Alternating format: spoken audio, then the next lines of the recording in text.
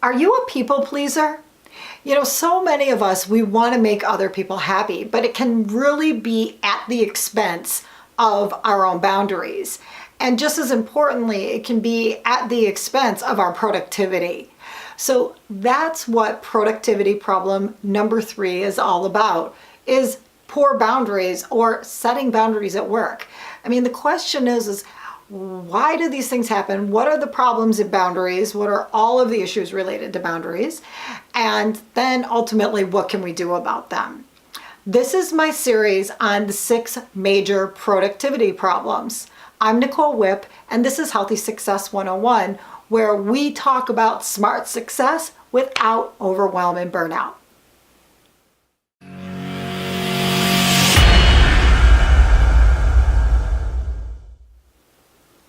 Okay, so setting boundaries at work and having the right type of boundaries. So what are all the problems that are associated with that?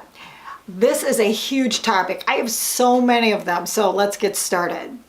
The first one is sort of what I referenced at the very beginning of this video, which is, are you a people pleaser? I mean, are you going along with what everybody wants to get along with everybody? And that sometimes is a really smart idea, but sometimes, especially when it's impacting your productivity, that you just like, oh, well, I'll just do the way everybody else wants to do it because I don't want to get into an argument about it. I don't want to deal with it. I don't want to cope with it, what anybody else has to say about it. And if it's not helping you move your productivity forward, going along to get along is a massive productivity problem for you. And along with that, it's sort of being this person that doesn't want to be seen. You don't want to be seen as the bad guy or the bad girl, right? You don't want to be seen as the troublemaker. And so this boundary issue of being how you feel that other people are seeing you and not wanting to make waves is really something that causes so many productivity problems because we just don't have the right boundaries up to be able to know when to say when and to get people to leave us alone so we can get the things done that we want to do. You know, in an earlier video, I talked about, you know, the workplace versus the social club. And one of the reasons that happens is there's always a coworker that wants to talk. There's always the one that loves to yap at you and you're sitting there thinking to yourself, oh my gosh, I just want to get my things done, right?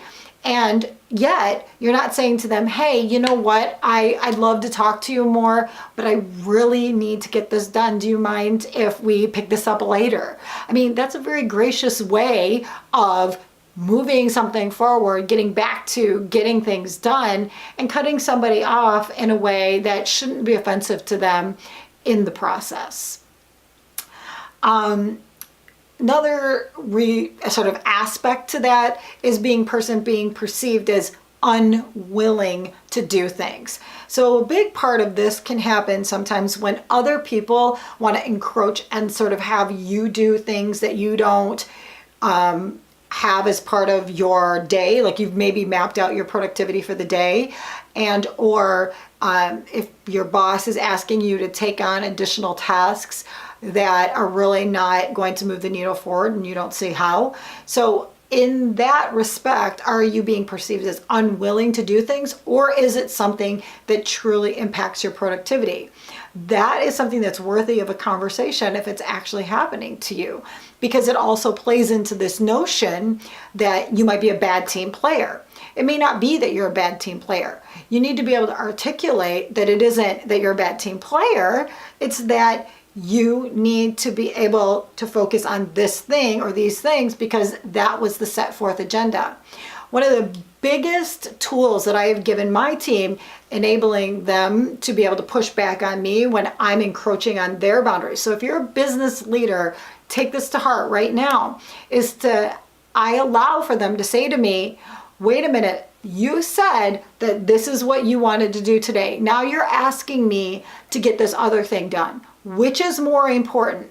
Because I can't do both today. And so that permission and that ability for them to push back and say to me, hey, you're violating my boundaries because of something that you said you wanted to get done.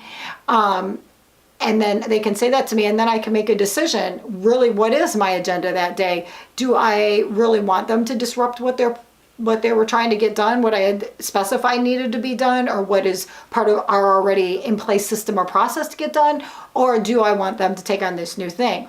And 9 times out of 10, the reality of the matter is that they don't need to do this new thing, but the 1 time out of 10 they do. And so this is a way that we can have a healthy conversation about boundaries without it becoming a conflict situation. Of course, though, we never want to be seen as incompetent. You know, the fear of being seen as incompetent, like, oh, this person can't just get anything done, is one of the reasons why people do not set up good boundaries. And so if one of your fears is that, you know, people are just going to think that you are incompetent if you don't always say yes and always agree to everything, then there really needs to be a manner in which you have this way of saying, hey, I cannot do, this is all the things that are on my plate today. What's most important here? Just like I said in this last thing, I mean, you need to have a process by which you have a healthy conversation. Because if you have a fear of being seen as incompetent, that's not enabling you to put around boundaries around your productivity, this is going to continue to be a problem for you, and you're never going to be able to get all the things done that you need to get done. Of course, we have especially in the United States, we have this idea that people need to always be available. I mean, this is something that we see in the news all the time. It's like one of these customer service things. You know, people are emailing people at 10 o'clock at midnight and expecting an answer. And when you do not set up boundaries to tell people, I will not be available during those times, and you will not expect to get an answer from me during those times, then yeah, that's exactly what's going to happen. One of the things that I have really discovered, and I encourage you to consider really seriously if this is something that's happening to you, is other people can be more productive and you can be more productive by setting time boundaries around and not being always available. Because by really making it clear, this is the time in which I'm available to you to get things done, then you're forcing them to focus in, and you're forcing yourself to focus in. And so you want to be able to get that focus in by not being always available. Being always available is actually a productivity inhibitor. It is not good for you and for other people. And that really goes along with being in alignment with other people's agendas and not your own. I talked about this in one of the earlier videos, I think in the wrong work video. And the idea is that you have to set your agenda or you're going to be on somebody else's. I have a young son, and one of the things that my husband always says to him is, listen, Merrick, if you don't control yourself, somebody else is going to control you. Now, this is something that we say to our child, but it's also the truth for us as adults. If we don't control our own agendas, somebody's going to control it for us. Do you want other people controlling your agenda, or do you want to be the one controlling it? That's why boundaries are so important. And because in alignment with that, it's important that you set the agenda, you control yourself so that you can control your productivity. Otherwise, other people's agendas are going to come in and are going to disrupt your day. Absolutely essential to be setting those boundaries in order to maintain productivity. And then finally, FOMO, right? FOMO, fear of missing out. A lot of us really are bad about setting boundaries because we have a fear of missing out. Like, oh, I'm going to say yes because if I don't go to that thing, if I don't say yes to that opportunity, if I don't get in on that project, I'm going to miss out on blankety blank, blank, blank. I mean, you can fill in the blank. And that may be true in some instances. And this is where we have to really use our judgment and sit down and think it through. What are the opportunities that we need to be chasing? And what are the opportunities that aren't real opportunities?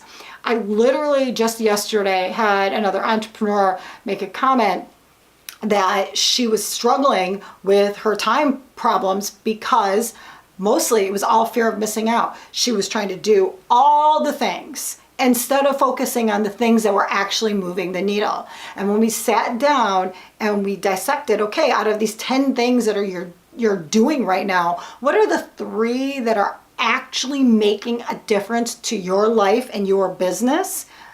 A massive clarity came over her, and she was able to say, okay, that's right, I was literally in FOMO, and I can get rid of 7 things that I really might want to do, but I don't need to be doing.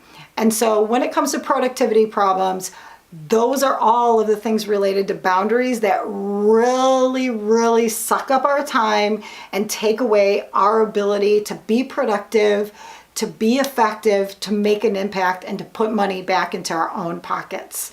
Let's go on to the next video.